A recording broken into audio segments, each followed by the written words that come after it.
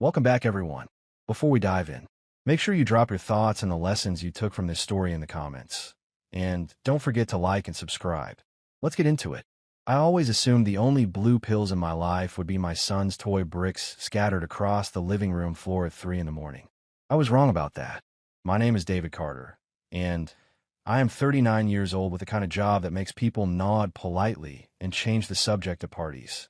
I fix computers for a living.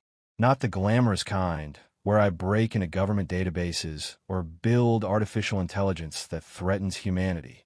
I am the person who shows up when someone from accounting cannot remember a password for the 15th time in a month, or when the printer decides to jam every single sheet of paper like it is personally offended by the concept of productivity. But here's the thing about being the invisible information technology person. You see everything. People forget you are there when you're crawling under their desk to plug in a cable. They have conversations right over your head like you are a piece of furniture. They leave their screens unlocked, their phones face up, their secrets scattered like confetti after a particularly messy divorce. Which brings me to my wife, Alana. Alana Carter Johnson, 37 years old, marketing executive at Pinnacle Solutions. The kind of woman who wears power suits that cost more than my monthly salary and carries herself like she is auditioning for the role of the chief executive officer's spouse in some corporate drama. She is beautiful in that sharp, calculated way that takes 2 hours and 3 moisturizers to achieve every morning. We have been married for 12 years, together for 14, and for the past 6 months, something had been off. Not off in the way married couples sometimes drift or settle into comfortable silence. Off in the way that makes you wonder if the person sleeping next to you is planning your replacement. It started with small things. Alana working late more often, taking calls in the other room, buying new lingerie that I never saw, her phone face down on the nightstand and locked with the kind of secrecy reserved for state secrets rather than grocery lists and the neighbor's cat. "You are being paranoid, David," she would say whenever I brought it up. "I'm up for promotion. You know how important this is for our future." Our future, right, because nothing says our future like hiding your phone screen when your husband walks into the room. The breaking point came on a Tuesday in March. I was doing laundry. Apparently being the sole breadwinner does not exempt you from domestic duties when your spouse is building a career. When I found something in the pocket of Alana's blazer, a small, discreet bottle of blue pills. I am not a doctor, but I am fairly certain my wife does not have dysfunction. And I was absolutely certain she did not get those pills for me, considering our love life had been about as active as a cemetery at midnight for months. I stood in the laundry room holding that little bottle like it was a smoking gun, which, in retrospect, it was.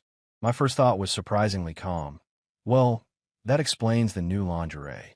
My second thought was less calm and involved language that would have earned me a bar of soap from my mother. But here is where being an information technology guy comes in handy. We are problem solvers by nature. When something breaks, we fix it. When something does not work the way it should, we find a workaround. And when your wife is clearly having an affair with someone who needs pharmaceutical assistance, you get creative. I pocketed the bottle and drove to a drugstore, bought a bottle of sleeping pills, the kind that look remarkably similar to those little blue performance enhancers if you're not paying close attention. Same size, same general color, same innocent appearance. Back home, I performed what I call Operation Switcheroo. Every little blue pill got replaced with a little blue sleeping pill. Same bottle, same quantity, completely different effect. "David," Alana called from upstairs. "Have you seen my gray blazer? The one with the silver buttons." In the laundry room, I called back, slipping the real blue pills into my toolbox. "Just finished washing it." She appeared in the doorway looking rushed and slightly frazzled. Her hair was perfect, her makeup flawless, but there was something in her eyes that looked almost guilty. "Thanks," she said, grabbing the blazer and checking the pockets quickly. Her fingers found the bottle, and I watched her face relax a fraction. "I'm going to be late tonight. Big presentation tomorrow, and Maurice and I need to go over the numbers." Maurice. There it was, the name that had been popping up with increasing frequency. Maurice Bennett. Colleague, project partner, and apparent pharmaceutical beneficiary. "Maurice is the one with the Range Rover, right?" I asked, pretending to fold a towel. "That is him. A very sharp guy. The company is lucky to have him. I will bet they are. Do not work too hard," I said, kissing her cheek. She smelled like expensive perfume and guilt. I will probably be asleep when you get home. Probably for the best. You know how cranky you get when your sleep schedule gets disrupted. If only she knew how disrupted things were about to get. That evening, I sat in my home office pretending to work on a client's computer while actually researching Maurice Bennett. Social media is a beautiful thing when you know how to dig. Maurice was 42, divorced, drove that Range Rover like it was an extension of his masculinity, and, based on his photographs, had the kind of confidence that comes from never having been punched in the face. He was also, according to his profile, Alana's direct supervisor. My phone buzzed with a text from my wife. Working late. Do not wait up. Love you. Love you too, sweetheart. Sweet dreams. The beautiful thing about being married to someone for 12 years is that you learn their patterns. Alana thought she was being subtle, but subtlety was never her strength. So when she announced a business retreat the following weekend, just her and Maurice reviewing quarterly projections at an upscale hotel an hour outside the city, I was not surprised. It is the Grandview Resort, she said, not quite meeting my eyes as she packed her overnight bag. You know, the one with the spa and golf course. A very professional atmosphere. Sounds romantic, I said. I mean professional. Very professional. She shot me a look. Do not be ridiculous, David. This is work. Of course it is. That is why you are packing the black lingerie set. Her hand froze over the suitcase. It is comfortable for sleeping. Exactly, I said. Because nothing says quarterly projections like a lace set. I helped her load the bag into her car, playing the part of the supportive husband. Drive safe, I said. Giving her a hug, she returned with the enthusiasm of someone greeting a distant relative at a funeral. I will call you tonight, she promised. Looking forward to it, I said. As soon as her taillights disappeared, I was in my car following at a safe distance. The beauty of modern technology is that everyone thinks they are tech-savvy until they meet someone who actually is. Alana's phone was still on our family plan, which meant I had access to location services she had forgotten were enabled. The Grandview Resort was exactly the kind of place you take someone you're trying to impress. Marble floors, crystal chandeliers, a lobby that whispered expense account in reverent tones. I parked across the street and watched Alana and Maurice check in together, laughing at something on his phone. He was tall, silver at the temples, wearing a suit that probably cost more than my car payment. His hand pressed lightly against the small of Alana's back as they walked to the elevator, and she gazed up at him like he had just invented fire. I gave them an hour to get settled, then called the hotel. Grandview Resort, this is Madison. How can I help you? Hi. I'm trying to reach my wife, Alana Carter. She is there for a business conference, but I think she left her medication at home. I want to check if she needs me to drive it over. Let me check her guest registry. I see an Alana Carter checked in. Would you like me to connect you to her room? Actually, could you give me the room number? I would rather surprise her. I'm sorry, sir. We cannot give out room numbers for security reasons. Of course. Could you at least tell me if she is sharing the room with her colleague, Maurice Bennett, so I know if I should bring medication for both? A long pause. Sir, our records show Mr. Bennett and Mrs. Carter are registered in the same suite. Thank you, Madison. You have been very helpful. I hung up and settled in a wait.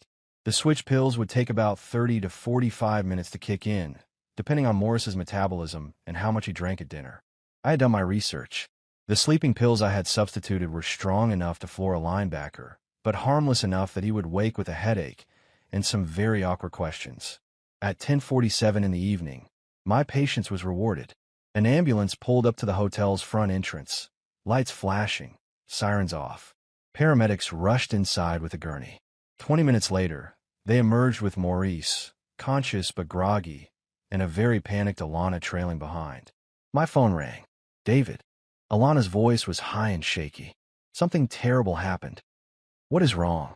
Are you okay? It is Maurice. He collapsed during dinner.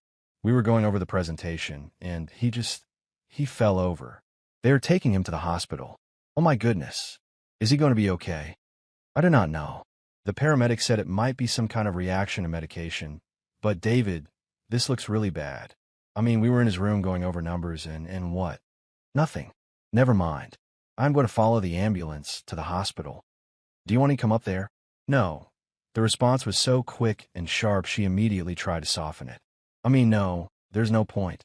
I will probably be home late tonight or early tomorrow morning. Okay. Keep me posted. I will. I love you. Love you too, I said. I hung up and allowed myself a small smile. Round one to the information technology guy. But I knew this was just the beginning.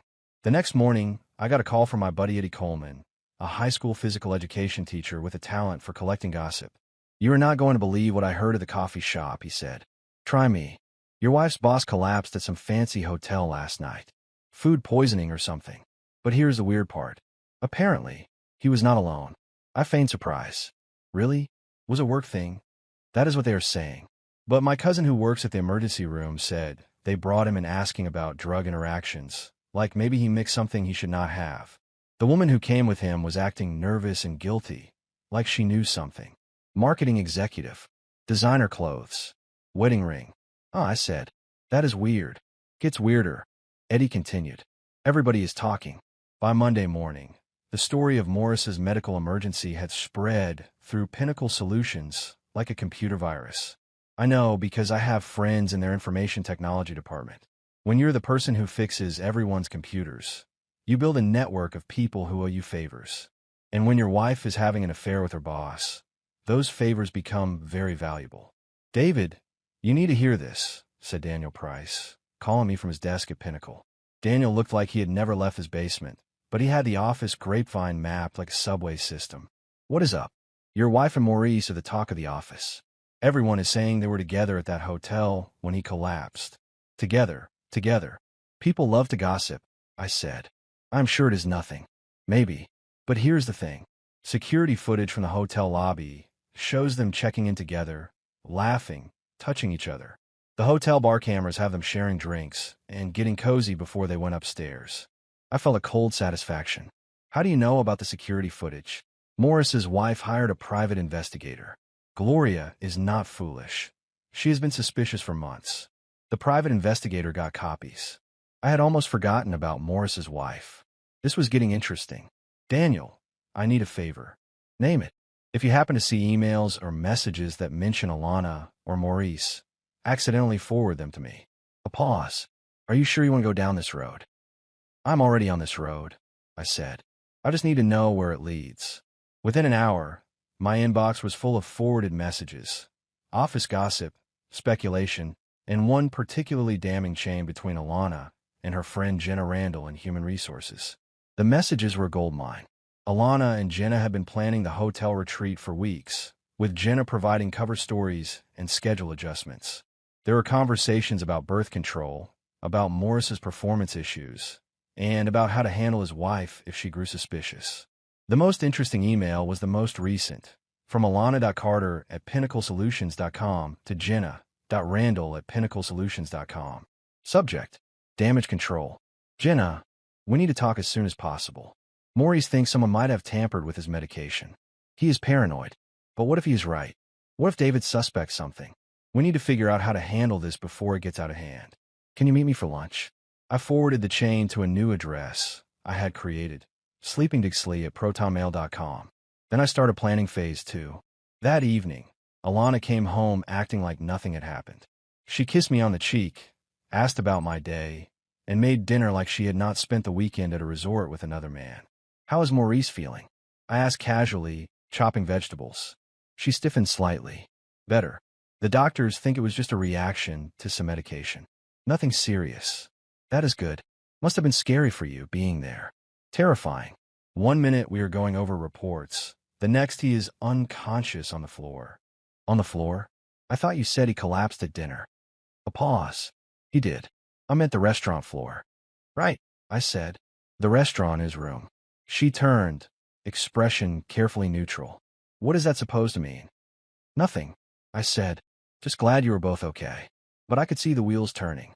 She was wondering how much I knew, how much I suspected, how much trouble she was in.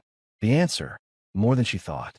Over the next few days, I implemented Operation Gaslight. Nothing dramatic or traceable, just small things designed to make Alana and Maurice paranoid. I mailed Morris's wife a sympathy card at her office, signed from the Carter family. Hope Maurice feels better soon. The return address, if pursued, would lead in a direction unflattering to Alana. I created a fake social media account and followed both Alana and Maurice, liking their posts at strategic times to make it look like someone was watching. I left a bottle of sleeping pills on Alana's desk at home in plain sight with a note. Thought you might need these for insomnia. A friend. And I started appearing at places I knew they visited. The coffee shop near Pinnacle Solutions, the restaurant where they had business lunches, the parking garage where Maurice kept his Range Rover. I never approached them, never spoke. I just made sure they saw me. It did not take long for paranoia to set in. David, have you been following me? Alana asked one evening, cornering me in the kitchen. Following you? What do you mean? Jenna said she saw you at the coffee shop when I was meeting Maurice. And Maurice swears he saw you in the parking garage at work. I go to that coffee shop all the time. It is a free country, and I had a service call next door to your office. Is there a problem? She studied my face for tells. 12 years of marriage had taught me how to mask my thoughts from her, as well as she masked hers from me. No, she said finally. No problem. It just felt like a strange coincidence. Life is full of strange coincidences, I said. Like your boss collapsing after taking medication that was not supposed to cause that kind of reaction. Her face went pale. What do you mean? Nothing, I said lightly. But we both knew I meant everything. The final straw came when I intercepted a text message between Alana and Jenna. I had monitoring software on our home router, completely legal since it was my network, that let me see traffic. Jenna, Morris's wife, hired a private investigator. She's asking questions. Alana, how much does she know? Jenna, enough to be dangerous. We need to be careful. Alana, what if David is behind this? What if he is the one who? Jenna, who what? Alana, never mind. Meet me tomorrow. That night, I lay in bed beside my wife, listening to her breathe and planning my next move. She was scared, paranoid, and starting to make mistakes. Maurice was probably worse, jumping at shadows and wondering if someone had tried to poison him. Neither of them had any idea how bad it was about to get. The next morning, I made a decision that would change everything. I was done with subtlety. It was time to go nuclear. I called in sick to work and spent the morning preparing. First, I drove to Morris's neighborhood and parked across from his house. Gloria Bennett was exactly what I expected. Mid-40s, well-dressed, a woman who had built her life around her husband's career and was now watching it crumble. I rang the doorbell. Mrs. Bennett, my name is David Carter. I think we need to talk. She looked me over. Jeans, polo shirt, nervous smile, a carefully rehearsed mask of concern. I am sorry. Do I know you? My wife works with your husband, Alana Carter. I believe they were together when Maurice had his medical emergency. Her expression hardened. I see. What exactly do you want to talk about, Mr. Carter? I think our spouses are having an affair, I said, and I think someone needs to do something before this gets worse. She stared for a long moment, then stepped aside to let me in. The Bennett's living room was a shrine to a marriage under strain. Wedding photos, family vacations, anniversaries, milestones of a relationship slowly poisoned by Morris's wandering eye and Alana's ambition. How long have you known? She asked, pouring coffee with shaking hands. A few months, I said. You longer. Maurice has had affairs before, but this one feels different, more serious. She handed me a cup and sat across from me. The private investigator I hired has photographs, hotel receipts, email records, enough to destroy him in a divorce. But you have not done anything yet, I said. I was waiting for the right moment. Maurice is up for a promotion that would set us up for a long time. I wanted to see if he would end it on his own once he got what he wanted. I leaned forward. Gloria, I do not think they're planning to end it. I think they are planning to escalate it. I showed her the emails I had intercepted, the text messages, all the evidence I had collected. Her face grew harder with each new piece. They are not just having an affair, I continued. They are conspiring to hide it, manipulating colleagues, covering their tracks. And now they are paranoid, which means they're going to take bigger risks. What do you suggest we do? She asked. I suggest we give them something to really be paranoid about, I said. Over the next hour, Gloria and I planned what I now think of as the Scorched Earth campaign. She had resources, money, connections, and a private investigator with flexible ethics. I had technical skills, access to their communications, and a detailed understanding of how to use technology to make people uncomfortable. Our first target was the office holiday party scheduled for Friday evening at Pinnacle Solutions headquarters in Cedar Heights, Ohio. Alana had been looking forward to it for weeks, seeing it as an opportunity to show off her proximity to power while pretending it was all very businesslike. It is important for networking, she had told me. Maurice and I will probably spend most of the evening discussing the Henderson account with potential clients. I had been planning to skip the party, claiming a work emergency, but Gloria convinced me to attend. You need to be there, she said. When this happens, you need to look surprised, innocent. The party was held in the main conference center, decorated with silver and gold, with a bar setup that probably cost more than most people's rent. Alana looked stunning in a new black cocktail dress, and Maurice looked like he had stepped out of a magazine. They tried to be subtle, but subtlety eluded both of them. The lingering touches, the private conversations in corners, the way they watched each other when they thought no one was paying attention. It was all there, plain as day. At exactly 9:30 in the evening, Gloria's private investigator, a compact, efficient woman named Sarah Bryant, walked into the party with a briefcase and a look of purpose. "Excuse me," she said, approaching Maurice and Alana at the bar. "Maurice Bennett. Alana Carter. I am Sarah Bryant, and I have some documents you need to see." The room quieted. Conversations trailed off. The bartender froze mid-shake. Sarah opened her briefcase and produced a stack of photographs, surveillance stills, credit card receipts, email printouts. "Mr. Bennett, your wife has filed for divorce. These are copies of the evidence that will be presented in court. Mrs. Carter, I believe your husband might be interested in seeing these as well." She handed me a manila envelope.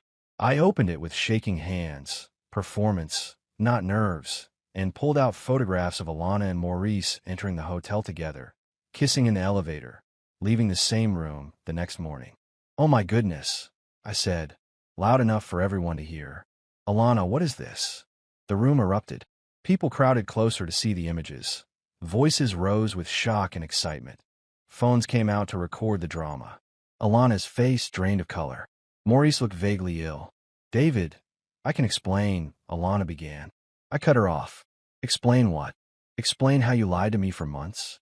Explain how you have been sleeping with your boss, while I was at home thinking we were working through a rough patch." "It is not what it looks like," she said. "It looks," I replied, "like my wife is a cheating liar who's been making a fool out of me in front of everyone we know." Maurice tried to step in. "David, let us discuss this rationally." "Rationally?" I turned on him. "Let us rationally discuss how you collapsed in a hotel room with my wife after taking medication someone had tampered with." The room went dead silent. Morris's face shifted from pale to green. "That is right," I said.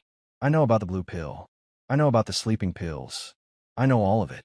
Maurice staggered backward, knocking into a table and sending drinks crashing to the floor. "You tried to poison me," he said. "I tried to give you a good night's sleep," I replied. "Seemed like you needed it more than you needed other things." The crowd was rapt. Phones recorded. People whispered. In the corner, Jenna Randall looked like she wanted to disappear into the carpet. "David, please," Alana said, grabbing my arm. "Can we talk about this privately?" "Privately?" I asked. "Like you have been privately sleeping with your boss for 6 months? We are past privacy, do you not think?" Security arrived, alerted by the noise, but the damage was done. By the time they escorted us out, half the room had posted videos to social media, and the other half was on the phone spreading the news.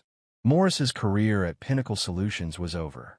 Alana's reputation was in tatters, and I was just getting started. In the parking lot, as we walked to our cars, Maurice made the mistake of confronting me. "You could have killed me with those pills," he said, grabbing my shoulder. "But I did not," I answered. "I gave you a nap. Though I admit, watching the paramedics wheel you out was satisfying." He swung at me. "Big mistake. I had been taking self-defense classes for 2 months, ever since I started planning my revenge. Maurice had the fancy car and the expensive suit, but I had rage and preparation. I ducked his punch, grabbed his wrist, and used his momentum to send him sprawling across the hood of his Range Rover. The impact set off the alarm, filling the lot with flashing lights and noise. "Stay down," I told him, "and stay away from my wife." "Your wife came to me," he gasped. "She's the one who—" I grabbed his tie and pulled him close. "My wife is a lot of things, Maurice. but she is still my wife. And you are nothing. You are a middle-aged man with performance issues who preys on married women because you cannot handle being alone. Here is what is going to happen. You're going to leave Pinnacle Solutions. You're going to leave Cedar Heights. And you're going to disappear from our lives. If I see you again, if I even hear your name in connection with Alana, I will make tonight look like a warm-up. I let go. He scrambled to his feet, straightened his jacket, and looked around at the crowd. This is not over, he said. Yes, it is, I replied. You just do not know it yet. He drove off, alarms still blaring, dignity in tatters. Alana stood by her car, crying and fumbling with her phone, probably calling Jenna, looking for advice on how to salvage the disaster. She would need more than advice. The aftermath was everything I hoped for. By Saturday morning, videos of the confrontation were trending locally. By Sunday, regional news outlets were circling. Local executives' affair exposed at company party is not the kind of headline that flatters a resume. Alana spent the weekend in damage control mode, calling friends, family, colleagues, trying to spin the story. I listened from my home office where I monitored our phone and internet traffic with the dedication of a mission controller. It is not what it looks like, she kept saying. David is having some kind of breakdown. He has been following me, making crazy accusations. But the evidence was too strong and the public humiliation too complete. By Monday morning, Pinnacle Solutions had placed both Alana and Maurice on administrative leave, pending an investigation. Maurice's wife had filed for divorce and was seeking half of everything plus alimony. Alana's friends, those same friends who had helped her cover up the affair, were suddenly too busy to return calls. I, meanwhile, played the role of wounded husband with award-worthy dedication. I showed up to work with dark circles under my eyes, told anyone who would listen how devastated I was, and accepted sympathy casseroles from neighbors with the grace of a man blindsided by betrayal. I just do not understand how I missed the signs. I told Eddie over beers. I knew she was working late, but I trusted her. You had a good marriage, he said. She's the one who wrecked it. Moving forward was exactly what I had in mind. But first, I had unfinished business. On Wednesday evening, while Alana was out having dinner with her sister, one of the few family members still speaking to her, I implemented the final phase. I had spent weeks preparing, setting up accounts, transferring funds, and consulting lawyers about the legal implications. Everything I was about to do was above board, if not exactly sporting. First, I emptied our joint savings account. Every penny we had saved over 12 years moved to a new account in my name alone. Legally, I had every right. The account was joint. I was simply exercising access to marital assets pending divorce. Next, I changed the locks on our house. Again, completely legal since the house was in my name only, a decision we had made years ago for tax purposes that now paid dividends I had never anticipated. Then I packed all of Alana's belongings into boxes and stacked them neatly in the garage. Her clothes, jewelry, books, and her collection of motivational business guides. Everything carefully organized and labeled like a very personal moving company had done the work. Finally, I printed copies of all the evidence I had collected. Emails, text messages, photographs, hotel receipts, credit card statements. A complete record of her affair with Maurice, documented with the thoroughness of a federal investigation. I left the stack on the kitchen table with a note. Alana, I have gathered materials you will need for the divorce proceedings. As you can see, I have been aware of your relationship with Maurice for quite some time. I have also taken steps to protect my financial interests. Your belongings are in the garage. The locks have been changed. You can collect your things at your convenience, but please call first. I have filed for divorce on grounds of adultery. My lawyer will be in touch. I hope Maurice is worth it. David. Postscript. You might want to find a new place to stay. I hear Maurice is looking for a roommate. When Alana came home and found herself locked out of her house, the reaction was everything I had hoped for. She rang the doorbell repeatedly, pounded on the door, and shouted my name. When that did not work, she called me, but I had blocked her number hours earlier. I watched the performance from my bedroom window, feeling like a director watching a finale. She tried the back door, the garage, even the basement entrance we never used. She called a locksmith, but when he arrived and she could not prove she lived there, her driver's license still showed her maiden name and an old address. He refused to help her break in. Finally, she called the police. 2 officers showed up, just as I was getting ready for bed. I answered the door in pajamas, looking confused and a little hurt. Officers, what seems to be the problem? Sir, we have a woman here who claims she lives at this address, but she does not have keys and says you changed the locks. Is this your residence? Yes. I am David Carter, and this is my house. I show them my driver's license and the deed. The woman is my wife. We are getting divorced. She says you locked her out illegally. I changed the locks on my own house, which is my right as sole owner. Her belongings are packed and waiting in the garage.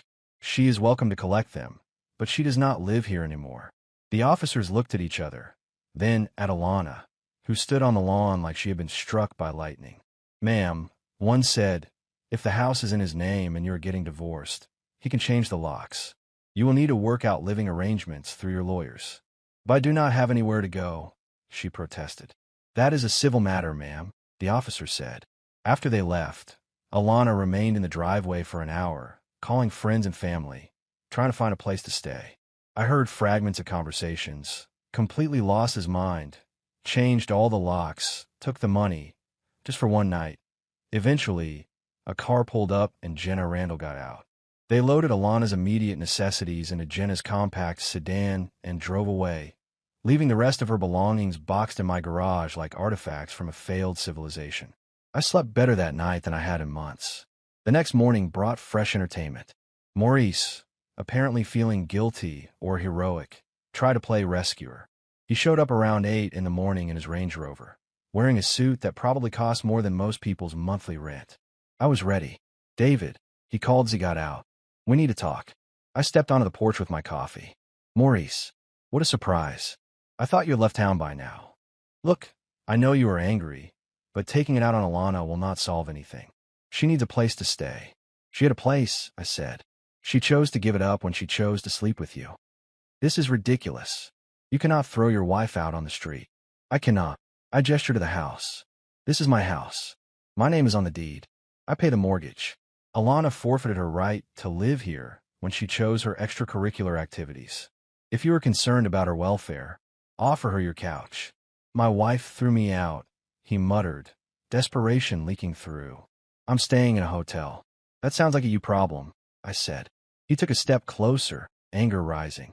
You think you have won some kind of game? I do not think I have won anything, I said. I think I finally stopped losing. This is over. It is not, he said. Actually, I replied, it is. You made a fundamental error, Maurice. You thought I was a boring information technology guy who would never fight back. You thought you could steal my wife and I would accept it. But boring information technology, people solve problems. And you, Maurice, were a problem. I took a sip of coffee and smiled. Here is how this will work. You're going to get in your overpriced sport utility vehicle, drive away, and never contact me or my wife again. If you do, I will make the holiday party look like a rehearsal. He stared at me, calculating whether he could win a fight. I hoped he would try, but he was not completely foolish. He got back in his car and drove off without another word. That afternoon, my lawyer called. David, I heard from Alana's attorney.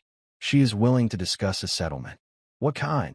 She wants half the house, half the savings and alimony. In exchange, she will agree to a no-fault divorce. I laughed. Counteroffer. She gets nothing. I have documented evidence of adultery, which voids any claim to alimony under state law. The house is in my name only. As for the savings, let us say I protected my interests. Are you sure you want to play hardball? My lawyer asked. Divorces can get ugly. They can, I agreed. But I have photographs, emails, hotel receipts, and about 50 witnesses who saw her humiliated at the company party. How ugly do you think she wants this to get? 3 days later, Alana signed the divorce papers. No contest, no alimony, no claim to the house or savings. She got her personal belongings, her car, and whatever dignity she could salvage. Maurice left town the following week. Word was he had taken a job in another state, hoping to outrun his reputation. His wife got the house, the investments, and a very generous alimony settlement. Jenna Randall was fired from Pinnacle Solutions for her role in helping cover up the affair. Apparently, using company resources to facilitate a friend's extramarital relationship is frowned upon. I kept my job, kept my house, kept my savings, and gained something I had not had in months: peace of mind. 6 months later, I ran into Alana at a coffee shop downtown. She was working as a receptionist at a small marketing firm, living in a studio apartment, driving a 10-year-old compact car. She looked older, tired, like someone who had learned hard lessons about the consequences of bad choices. "David," she said, approaching my table hesitantly. "How are you?" "I am well," I said. "How are you settling in?" "It has been an adjustment. Look, I know you probably do not want to hear this, but I'm sorry. I made terrible decisions. I hurt you badly. You did not deserve that." I studied her face for signs of manipulation, but all I saw was regret. "You are right," I said. "I did not deserve it. But maybe we both learned something." "What did you learn?" she asked. "I learned that I am stronger than I thought. I learned I do not have to accept being treated badly to avoid conflict. And I learned that when someone shows you who they really are, you should believe them." She nodded, tears in her eyes. "I learned that some mistakes cannot be undone, that some choices have consequences you cannot escape." "That is a hard lesson," I said. "The hardest," she whispered. We talked a few more minutes, politely, like acquaintances. When she left, I felt something unexpected.